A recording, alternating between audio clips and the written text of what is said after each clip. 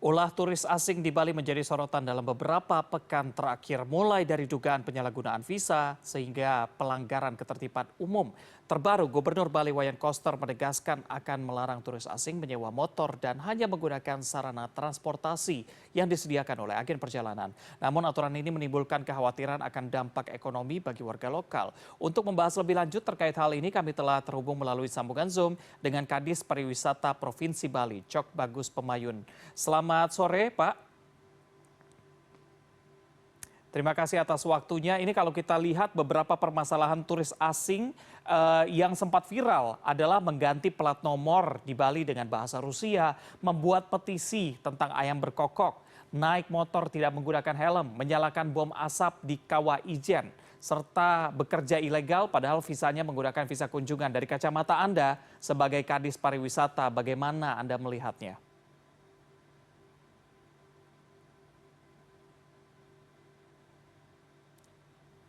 Pak Cok, mungkin bisa dinyalakan mikrofonnya karena kami belum bisa mendengar suara Anda.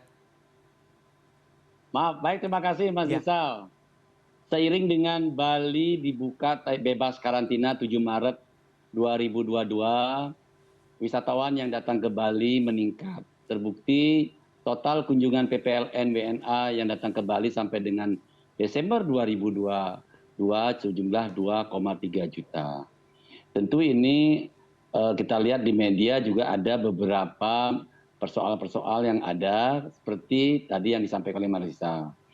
Kami dari Dinas Pariwisata segera menyikapi hal ini karena memang atensi dari Bapak Gubernur untuk menerapkan pariwisata di tahun ini adalah pariwisata yang berkualitas dan bermartabat. Mengapa demikian? Sekarang dilaksanakan karena memang 2,5 tahun pandemi, sehingga momentum inilah kita pakai. Karena kami di hulu, Bapak Gubernur sudah menyiapkan regulasi terkait dengan bagaimana tata kelola kepariwisataan budaya Bali. Perda 5 tahun 2020 tentang standar penyelenggaraan pariwisata budaya dan Pergub 28 tahun 2020 tentang tata kelola pariwisata budaya. Seperti apa harusnya wisatawan yang datang yang kita inginkan. Itu sudah tertuang di dalam pasal 7 ayat 4 dari A sampai G disebutkan bahwa wisatawan yang datang diharapkan wisata yang berkualitas dengan menjaga alam, budaya, dan lingkungan Bali. baik. Kapan implementasinya akan dilakukan? Implementasi tahun ini Pak, Maret Hmm, ini sudah mulai Pak, karena memang kemarin kita tidak bisa menerapkan pergub ini karena memang 2,5 tahun itu memang masih kita ada pandemi itu, sehingga Pak Gub menugaskan saya bagaimana tata kelola kepariwisataan budaya Bali ini tahun ini kita naikkan grade-nya bahwa pariwisata yang harus yang berkualitas dan bermartabat, sehingga pariwisata di Bali itu adalah sustainable untuk kedepannya anak dan cucu kita bersama. Oke, baik. Pak Cok, ini kan Gubernur Bali Wayan Koster juga mengeluarkan statement yang cukup kontroversial begitu ya terkait dengan penyewaan motor ataupun kendaraan yang hanya diperbolehkan melalui agen perjalanan. Bagaimana menurut Anda? Betul Pak, karena memang itulah saya sebutkan tadi, Hmm, memang di Pergub 28 tahun 2020 tentang tata kelola pariwisata adalah di pasal 7 di ayat 4 huruf G bahwa wisatawan yang berkualitas yang datang senantiasa tertib dan senantiasa menggunakan kendaraan wisata melalui usaha perjalanan wisata.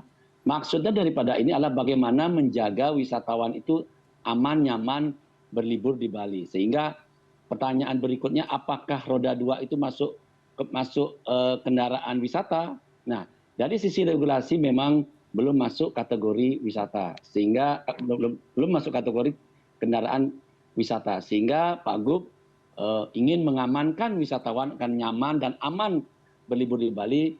Statement beliau seperti itu karena memang pergubnya 28 seperti ingin tata kelola wisata budaya Bali itu seperti itu, Pak.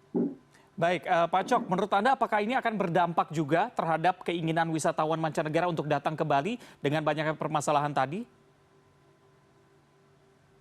Saya sudah mengevaluasi, monitor, termasuk juga masukan dari teman-teman dan media. Memang kalaupun ada mungkin tidak sebesar yang kita khawatirkan. Tapi ini kita ingin ke depan memang momentum ini kita inginkan bahwa pariwisata Bali itu betul-betul pariwisata yang berkualitas dan bermartabat ini salah satunya adalah bagaimana kita menertibkan. Tentu kita harus memulainya dari mengedukasi juga wisatawan sejak wisatawan datang dari negaranya menuju Bali, dari bandara kita sampaikan apa yang harus boleh dilakukan, apa yang tidak.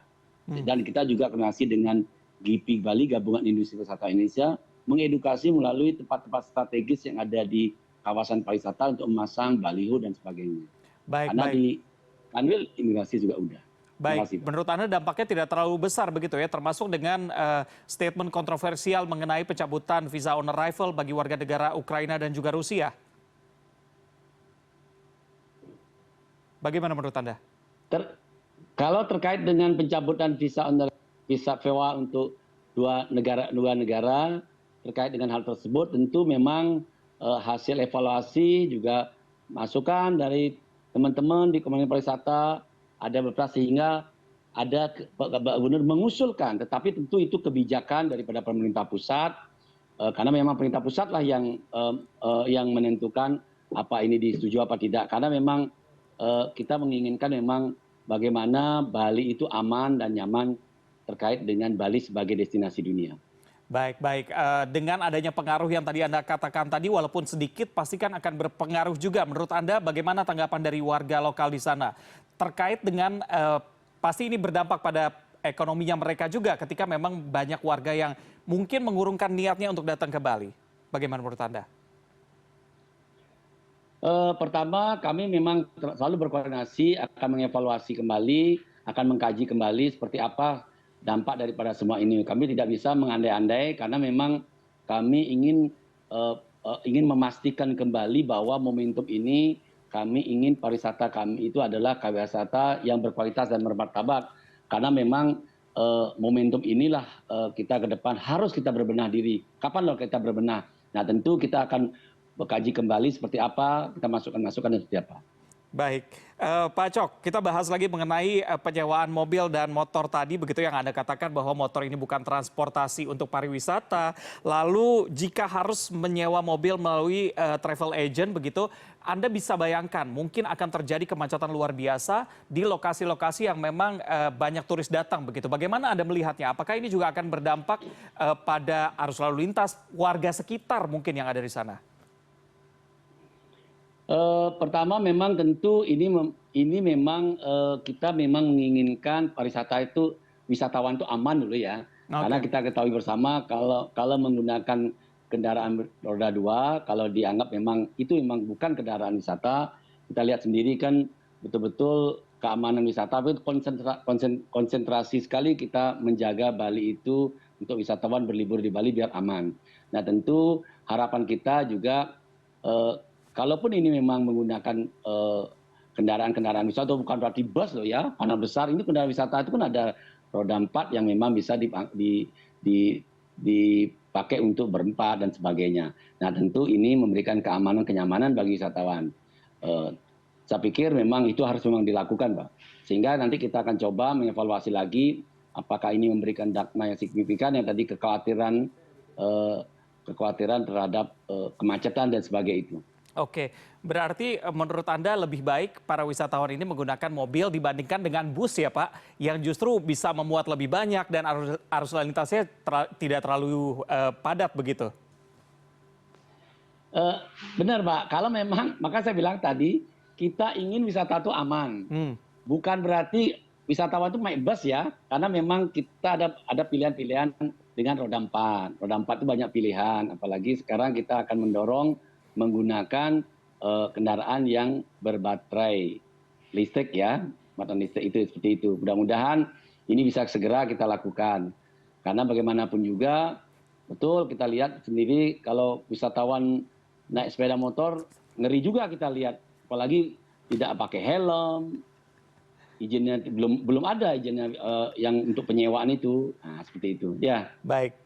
Baik, Pak Cok, ini kalau kita lihat kan memang selama ini turis yang bermasalah tuh bisa mendapatkan ancaman deportasi. Bahkan beberapa dari mereka juga dipulangkan ke negaranya begitu. Menurut Anda, apakah ancaman deportasi ini tidak membuat turis takut begitu untuk melakukan hal-hal yang melanggar peraturan di Bali? Pertama memang kalau untuk urusan deportasi kan kami serahkan ke imigrasi sejauh mana regulasi di sana akan dilakukan. Tentu kami memang betul-betul harus hati-hati dan tegas. Kalau memang itu dirasakan memang mengganggu ketertiban dan kenyamanan Bali sebagai destinasi dunia, tentu kami serahkan kembali memang sesuai dengan ketentuan imigrasi. Kalau memang itu dirasakan mengganggu atau ketentuan yang ada di keimigrasian, ya kami serahkan ke imigrasi.